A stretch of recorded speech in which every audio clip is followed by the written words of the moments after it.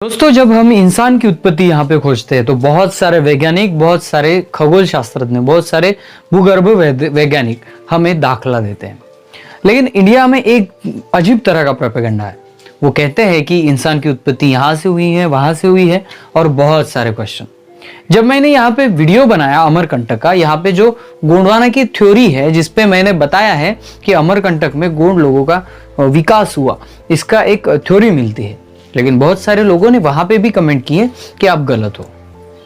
तो दोस्तों, आज के वीडियो में इंसान की उत्पत्ति कहां पे हुई और यहाँ पे एग्जैक्टली कौन सी थ्योरी काम करती है, इस पे भी हम देखेंगे। ना हम किसी धर्म के ग्रंथों का यहाँ पे विवरण लेंगे, हम सिर्फ चलेंगे यहाँ पे थ्योरी क्या कहती है और इस थ्योरी के अनुसार यहाँ का प्राचीन इंसान कौन है और उसकी उत्पत्ति कहाँ पे हुई है।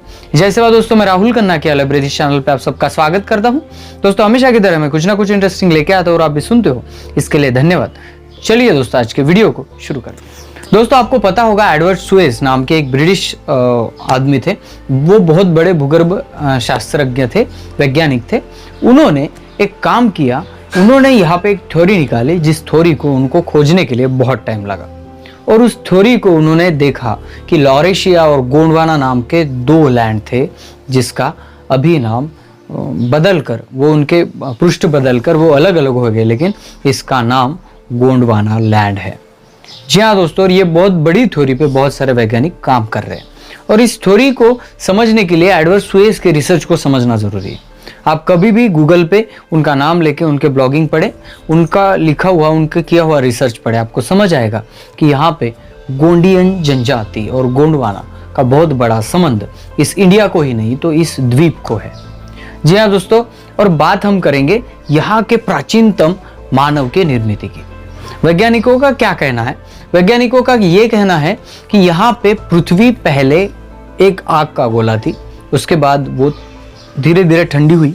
ठंडी आने के बाद वहां पे पानी आया और पानी और जलाशयों में यहाँ पे जीव की उत्पत्ति हुई। हालांकि हम ये भी देखते हैं कि संयोग से ही यहाँ पे जीव की उत्पत्ति होती है।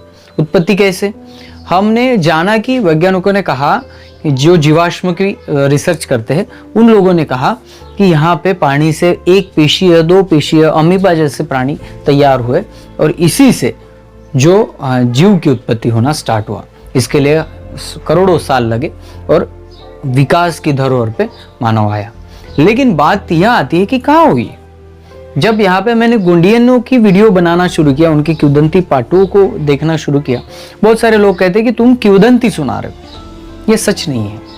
देखो दोस्तों, हमें अगर यहाँ के मूल लोगों को खोजना है तो उनकी किंवदंतियों को टटोलना तो पड़ेगा, वो सच हो या झूठ हो, लेकिन उसको टटोल के दिखाना तो पड़ेगा, नहीं तो आपको समझ में ही नहीं आएगा कि क्या हो रहा है। क्योंकि पाखंड ग्रंथों में और कुछ अलग ही लिखा है कि एक ऐसा युग था, उस युग में सोने, नाने, चांदी के कपड़े पहने जाते थे, ये था, वो था। इन सभी बातों को हम बाजू में रखेंगे और अपने तार्किकता के आधार पर देखेंगे कि क्या गोंड लोग कहते हैं कि उनका उगम अमरकंटक में हुआ, क्या वो सही है? दोस्तों, इस सब के लिए मैं आपको एक किताब सजेस्ट करता हूँ। वो किताब है तिरुमाय चंद्रलेखाजी कंगाली लिखित जीव जगत की उत्पत्ति। जी हाँ दोस्तों, ये किताब मेरे ख्याल से बहुत रेयर किताब है। उन्होंने जो किताब लिखा है, तिरुमाल मोतीराम कंगाली साहब के वो पत्नी है और उन्होंने इस किताब को लिखा है। उनका बहुत संशोधन, बहुत गाढ़ा अभ्यास है, मैं उनसे मिल चुका हूँ। और मेरे ख्याल से अभी जो गोंडवाना के अनमोल रत्न बचे हैं उनमें से एक तिरुमाय चंद्रलेखा कंगाली है। उनकी जब किताब मैंने पढ़ना स्टार्ट किया तब मुझे एक लगा कि ये जो बातें हैं, ये बातें कैमरे पे आनी चाहिए, लोगों को समझनी चाहिए, क्योंकि ये जीव जगत की उत्पत्ति बहुत ही मायने रखती है। क्योंकि संशोधनकार ये कहते हैं कि पानी से उत्पत्ति होने लगी है, जीव का निर्माण पानी से होना स्टार्ट हुआ और करोड़ों साल लगे उसको मानव में तब्दील होने के लिए। लेकिन हम जब बात करेंगे कि यहाँ पे जो करोड़ों साल लगे और यहाँ पे जो जीव की उत्पत्ति हुई है, तो गोंडवाना थ्योरी क्या कहती है? गोंडवाना की थ्योरी को अगर हम देखें, यहाँ पे टटोले, तो हमें एक ही नजर आता है कि गोंडवाना वाले लोग ये इस बात को ही दोहराते हैं, इस सृष्टि पर रहने वाले किसी भी जीव की उत्पत्ति यह प्लस और माइनस, सल्ला और गांगरा शक्ति से होती है। जी हाँ दोस्तों, इस सृष्टि में रहने वाले सभी जीव की उत्पत्ति, वो कीटक हो, कीड़ा मुंगी हो, इंसान हो, कुछ भी हो, उस जीव की उत्पत्ति सल्ला और गागरा यानी आज के प्लस और माइनस, ऋण और धुन, इसके ही शक्ति से होती है। ये शक्ति अगर नहीं होती तो ये बिल्कुल जीव की उत्पत्ति होना असंभव है। दूसरी थ्योरी आपको अगर बहुत सारे पार्टे में आपको दिखा सकता हूँ एविडेंस के तौर पर, जिसमें लिखा है कि गोंड आदमी और गोंडियन जो थ्योरी है वो थ्योरी ये कहती है कि अमरकंटक के पास बहुत बड़ा प्रलय आया था। प्रलय यानी क्या? यहाँ पे समुद्र उमड़ पड़ा था और इस प्रलय के बाद जो भी मानव जाति थी वो नष्ट हो गई, लेकिन आदि रावन पेरियोल जैसे 2 जीव बचे थे। उन दोनों जीवों ने वहाँ पे जीवों की उत्पत्ति को स्थान दिया और वहाँ से जीवों की उत्पत्ति स्टार्ट हुई। ये गोंड लोगों की किंवदंती है। जब वहाँ पे वैज्ञानिक लोग जाते हैं तो अमरकंटक की गुफा कंदरों में बहुत सारे उनको अवशेष मिलते हैं जो मानव के उत्पत्ति की तरफ उंगली उठाते हैं और इशारा करते हैं। बहुत सारे उन्होंने ऐसे एविडेंस खोज निकाले अमरकंटक में जो ये थ्योरी सत्य होने लगी। और इस थ्योरी में महत्वपूर्ण बात यह है कि यहाँ पे समंदर यानी प्रलय आया था और अमरकंटक की चोटी दिख रही थी, ऐसा एक बताया जाता है। तो मैं आपको बता दूं हिमालय कितने साल पहले बना गया, ये अगर हम देखेंगे तो 7 करोड़ साल पहले का जो भूगर्भ शास्त्री है वो बताते हैं। यानी हिमालय तैयार होने के बाद 7 करोड़ साल हो गए। लेकिन मैं आपको बता दूं इस देश में और हिमालय से ही बहुत सारी नदियां बहने लगी हैं, लेकिन अगर आप नर्मदा नदी का अगर उगम स्थान देखो या उनके साल देखो तो वैज्ञानिकों के अनुसार नर्मदा नदी का उगम 35 करोड़ साल पहले का है। देखिए दोस्तों डिफरेंट कितना है। हिमालय की आयु मर्यादा उसका आयुष्य 7 करोड़ साल पहले का है, तो नर्मदा नदी का 35 करोड़ साल पहले का है। यानी हम तो एक मान सकते हैं कि इंडिया में यही एक बहुत बड़ी नदी थी जो सबसे पहले यहाँ पे आई है, जिसको नर्मदा, नर प्लस मादा, गोंडियन लोग उसको नर्मदा, सल्ला गांगरा जो मैंने बोला है प्लस माइनस वही शक्ति का उस नदी को नाम दिया गया है और उसको गोंडी में आज भी पाटों में नर्मदा करके उच्चार किया जाता है। उनके गुफा कंदरों में मानव की निर्मित के अवशेष मिलना। और मैं आपको ये भी बताऊं, एक भूवैज्ञानिक है डॉक्टर धर्मेंदु प्रसाद, उन्होंने अपने रिसर्च में कहा है कि अमरकंटक के पूर्व दिशा में उन्हें ऐसे जीवाश्म मिले, उन्हें ऐसे एविडेंस मिले, बहुत सारे, बहुत बड़ी तादाद में मिले, 1-2 नहीं मिले, बहुत बड़ी तादाद में पेड़ों के जीवाश्म मिले जो सिर्फ समुद्र के तल पर ही वो जिंदा रह सकते हैं। फिर उन्होंने अनुमान लगाया कि कुछ करोड़ साल पहले यहाँ पे समुद्र था। अभी आप लोग बोलोगे समुद्र ढलता गया, बिल्कुल नहीं। जैसे कि एडवर्ड सुएज की थ्योरी है कि गोंडवाना लैंड सरक के गोंडवाना लैंड से अलग हो गया और बाकी लॉरेशिया और ये गोंडवाना बन गए, वैसे ही इनकी थ्योरी आती है कि कुछ करोड़ों साल पहले प्रलय आया होगा, क्योंकि अमरकंटक के पूर्व दिशा में ऐसे बहुत कुछ जीवाश्म, शंख, ऐसे बहुत कुछ ऐसे एविडेंस मिले जिनसे उन्होंने अपना अंदाजा लगाया कि गोंड जो थ्योरी है जो कहते हैं कि प्रलय आया था और उसके बाद जीवों की रचना हुई और उसके बाद ही मानव वहाँ पे प्रगतिशील हुआ, मानव की उत्पत्ति वहाँ पे दिखाई गई है।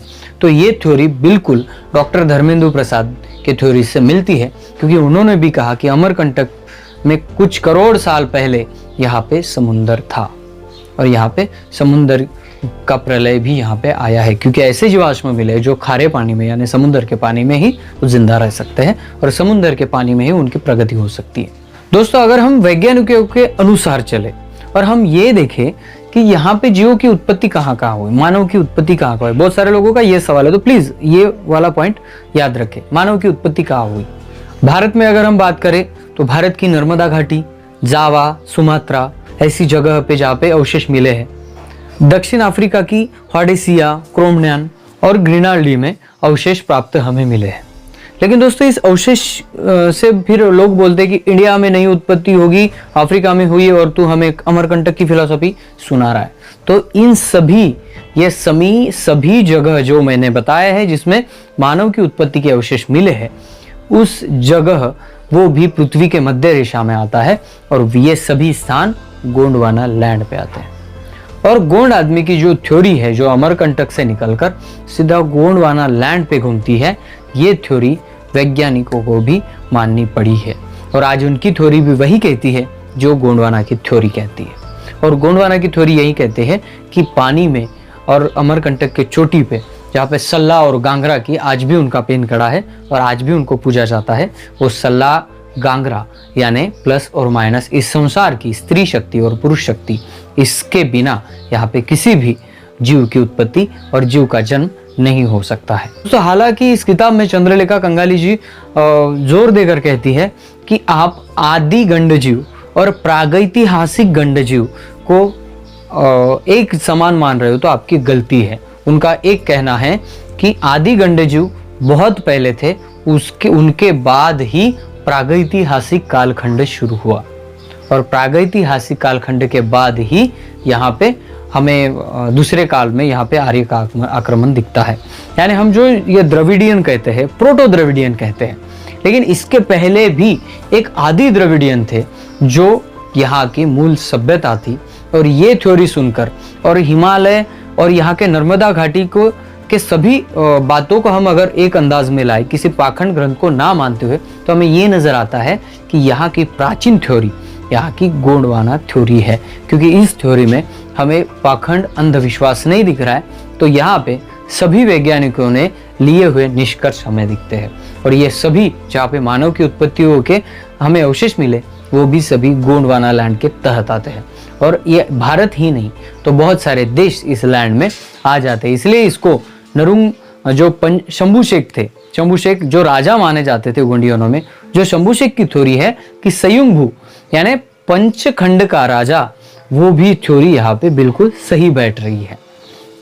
तो मेरे जो भी सगा भाई बहन हैं जिनको लगता है अफ्रीका में उत्पत्ति हुई, अमरकंटक में हुई, कहाँ हुई, लेकिन गोंडवाना की जो इंडिया के जो अमरकंटक है वहाँ पे जो उनको थ्योरी है वो डायरेक्टली मैच होती है। अमरकंटक के गुफाओं में भी मानव उत्पत्ति के अवशेष मिले हैं। इसका मतलब ये है कि उनके पाटों के द्वारा, किंवदंतियों के द्वारा आज भी वो थ्योरी सही में काम कर रही है, जिसको शंभुशेख का पाटा कहा जाता है, पंचखंड का राजा कहा जाता है, वो भी सही है।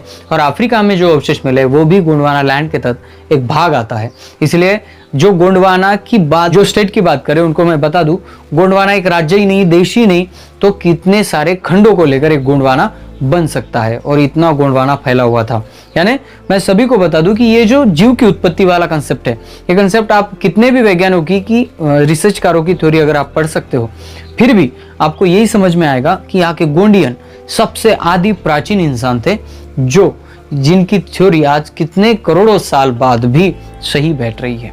तो सभी गोंडियनों को और सभी आदिवासी लोगों को ये गर्व की बात है कि ये थ्योरी को टटोल के हमें यहाँ से अंधकार और अंधविश्वास बाजू करके यहाँ पे सही विज्ञान लोगों को बताना पड़ेगा। तभी यहाँ पे यहाँ के मूल निवासी कौन है, यहाँ के इंडिजिनस पीपल कौन है, ये हमें समझ में आएगा। दोस्तों अगर वीडियो पसंद आए तो लाइक शेयर कमेंट कर देना। मिलते हैं अगले वीडियो अगले टॉपिक के साथ। तब तक के लिए जय सेवा, जय जोहार, जय आदिवासी, जय गोंडवाना, जय भीम।